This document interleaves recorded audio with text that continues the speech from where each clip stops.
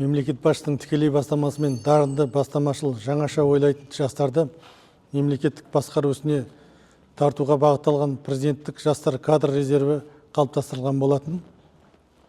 Бұғанға дейін 2019, 2021 және 2023 жылдары үш іріктеу өткізілген болатын. Биыл президенттік жастар кадр резервіне кезекті 4-ші іріктеу өткізу жоспарланып отыр.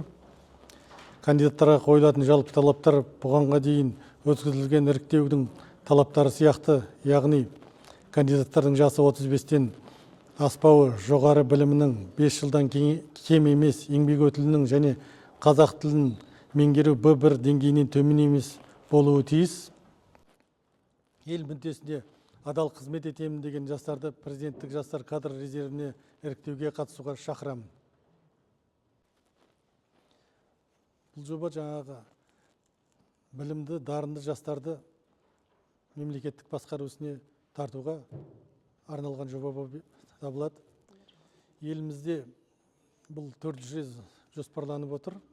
Яғни 2019, 2021 және 2023 жылдары өткен болатын.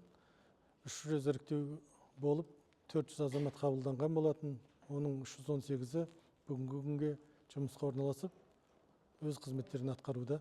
Бұл президенттік резервке өткен азаматтар басшылық лауазымдарға негізінен орналастырылатын болады. Біздің Жетісу облысында қазіргі кезде бір азамат қызмет атқаруда. Ол облыс әкімінің аппарат басшысы Сәкен Ғалымұлы.